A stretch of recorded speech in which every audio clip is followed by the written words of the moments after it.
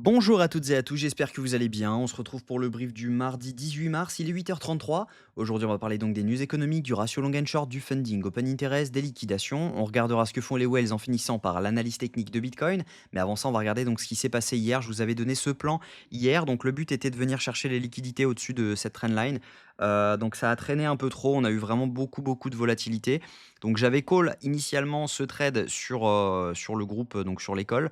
Mais voilà, malheureusement, moi, j'ai retiré l'ordre parce que tout simplement, ça traînait un peu trop. On accumulait trop de liquidités. On avait potentiellement pris les liquidités en faisant cette mèche-ci pour revenir ensuite à la hausse. Ensuite, on voit qu'on retraîne encore ici, en sachant qu'on accumule des liquidités au nord. Je me suis dit, bon, c'est mieux, c'est plus prévoyant de retirer cet ordre. Au final, on a été fil donc parfaitement et derrière, c'est parti complètement. Donc, certains se sont réveillés avec pas mal de bons résultats. On le voit juste ici, hein. Donc, il y a pas mal de gens quand même qui ont gardé ce trade, donc plutôt intéressant. Et donc, si jamais vous voulez savoir comment je call donc tous ces trades, c'était donc voilà ici initialement là-dessus. Donc on avait mis d'abord un premier ordre à la baisse, qui n'a pas été fill, on a été front run. Et derrière, on voyait qu'on accumulait encore plus de liquidités. Donc le but était de venir chercher un peu plus haut pour les 84 410 $. Et donc du coup, voilà, pour ceux qui l'avaient gardé, ça a été fill parfaitement. Moi, personnellement, je ne suis pas dedans. Mais voilà, c'est pas grave, des setups, il y en a tous les jours et en tout cas, voilà, c'est pas celui-là qui va nous manquer. Sinon, ce qu'on peut dire, c'est qu'on a encore beaucoup de liquidités à venir chercher en dessous. Il y a pas mal de longues qui sont en train de s'ouvrir et donc par conséquent, on a potentiellement encore des liquidités à venir chercher en bas et ça va pas forcément vous plaire, mais les liquidités, elles sont vraiment très basses et on a énormément, de liquidations à venir prendre un peu plus bas. Donc j'ai pris l'abonnement Kingfisher, vous allez voir directement les updates donc des liquidations en direct. Donc là, c'est vraiment elles sont actualisées en temps réel. Donc on n'est plus sur CoinGlass, je les regarde quand même sur CoinGlass pour les dernières 24 heures, mais voilà, sinon je regarde surtout exclusivement Kingfisher maintenant. Au niveau, donc des news économiques, aujourd'hui on n'a rien, mais demain, voilà, on va être servi. On aura le communiqué du FOMC, décision de la Fed sur les taux d'intérêt. Donc on aura également la conférence de presse du FOMC. Entre 19h et 19h30, attendez-vous à avoir énormément de mouvements sur, tout. Donc que ce soit le S&P 500, les devises, les cryptos, et cetera. On risque d'avoir énormément de mouvements, sauf si on a, ce qui est prévu, mais bon, on risque d'avoir de la volatilité quand même entre-temps. Au niveau, open interest funding, ce qu'on voit, c'est que on a eu une belle fermeture donc de short juste ici sur cette zone-ci. Donc ça veut dire qu'on n'a plus énormément de liquidations à venir prendre à la hausse.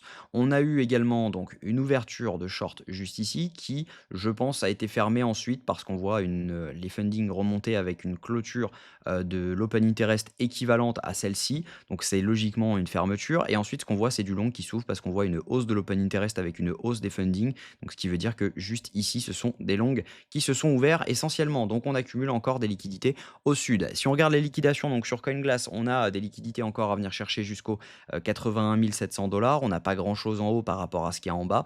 Donc, potentiellement, on peut revenir chercher un peu plus bas. Sur 24 heures, ce qu'on voit, c'est la même chose. On a pas mal de liquidités à venir prendre en dessous, même si jamais c'est kiff-kiff. Par contre, si on regarde sur Kingfisher et que là, du coup, on prend sur un peu plus longtemps, on voit qu'on a des liquidités à venir prendre jusqu'aux 85 000 $. Ensuite, on voit qu'on a un cluster, donc ça c'est le cluster dont je vous parlais à 81 522 $, mais on a un énorme cluster qui se trouve dans les 70 000 $ et on a vraiment beaucoup à prendre si jamais on y allait. En fait, dites-vous une chose, c'est que les 70 000 $, si on prend techniquement, c'est vraiment l'OB daily, c'est l'OB H1 également dans cette OB daily. On prendrait donc également la zone OTE, donc je vais me mettre en H4 pour que ce soit beaucoup plus clair.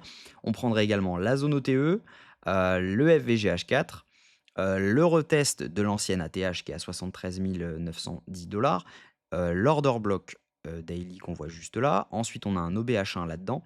Donc potentiellement, voilà, moi je dis ça, je dis rien, on a potentiellement la possibilité de venir chercher les 70 313 $. C'est donc la prise de liquidité avec une petite mèche dans l'OBH1, ce serait parfait parce que potentiellement, nous, ce qu'on va prévoir de faire, c'est rentrer one shot sur cette zone. Clairement, là, j'attendrai pas de setup, c'est un setup daily, donc il n'y a pas à attendre de setup. Et derrière, pouvoir clairement hold ça. Et ensuite, sur un setup, donc si jamais on faisait quelque chose comme ça, où on peut très bien revenir dans la zone des 86 000 $, ensuite dump, venir chercher cette zone. Là, on pose un setup, on re-rentre sur cette zone de setup avec le SL juste là et derrière on peut partir. Et du coup, ce qu'on fait, c'est qu'on fait une première entrée one shot pour être sûr de ne pas rater le mouvement et ensuite on adapte notre stop loss et du coup on augmente notre risk reward. Et donc par conséquent, derrière on peut revenir beaucoup plus haut pour taper des risk reward beaucoup plus importants. Donc voilà le plan si jamais on vient dans cette zone. En tout cas, voilà, pour le moment, c'est pas à prévoir, hein. On n'a pas non plus un mouvement baissier énorme comme ça à prévoir. Mais ce que je pense, c'est que on peut venir chercher cet OBH1 qu'on a juste ici quand on se met en H1, hein. On voit qu'on avait front run cette zone, on voit qu'on a tapé juste tout pile la zone OTE de ce mouvement, on a rebondi dans l'OB juste là, mais voilà, à mon avis, on peut venir chercher cet OBH1 pour pouvoir finir de prendre cette zone OTE. Donc ça nous donnerait ce mouvement-ci, à mon avis, on peut l'avoir aujourd'hui ou demain, et derrière pouvoir potentiellement rebondir, parce qu'on accumule quand même beaucoup de liquidités au-dessus, mais voilà, à mon avis, on a des chances de venir chercher ça avant. Donc les 81 212 $. Si on regarde au niveau liquidité, on protège le prix, hein, quand même. Autour des 86 400, on a des protections de prix. Avant ça, on n'a pas grand-chose. On a juste une petite protection à 85 000. Mais sinon, en bas, bah, on n'a pas grand-chose qui protège le prix. Ce n'est pas des ordres massifs avant les 80 000 $. Donc clairement, voilà, on a moyen, à mon avis, de venir chercher plus bas. Et encore, ce n'est pas des ordres massifs, hein. Les ordres massifs, ils se trouvent, tac, autour des 72 000 $, 72 500 $. Donc clairement, voilà, l'intérêt n'est pas actuellement ici. Si on regarde, donc je vous avais parlé également de l'énorme short de 450 millions qui s'était ouvert sur Bitcoin hier. Il s'est fermé, il a dû se fermer avec 5 ou 6 millions de profit. Donc on a toujours par contre cette Wells qui short avec 150 millions de dollars sur Ether et qui a plus 84 millions de PNL. Donc vraiment intéressant. Au niveau, de ce que font les whales actuellement sont en train d'accumuler ce mouvement, juste sur ce dump. Les micro whales sont en train de le vendre, tandis que les retails sont en train de l'acheter.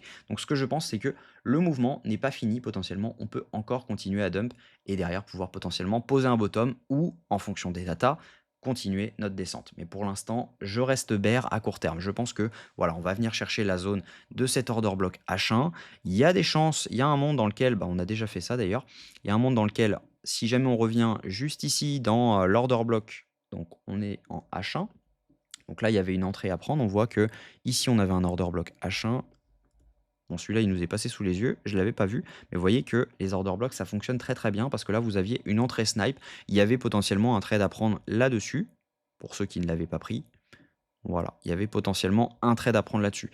Maintenant, si on y revient, je vous le dis, c'est pas du tout à prendre. Ça veut dire que l'OB a fonctionné une fois. En général, il fonctionne une fois, pas deux. Là, on a pris déjà 50% de l'OB, voire 52-53% de l'OB. Donc ça veut dire qu'il y a des chances qu'ils ne tiennent pas si on y retourne. Mais voilà, il y avait ce trade à prendre, en tout cas pour ceux qui l'avaient vu.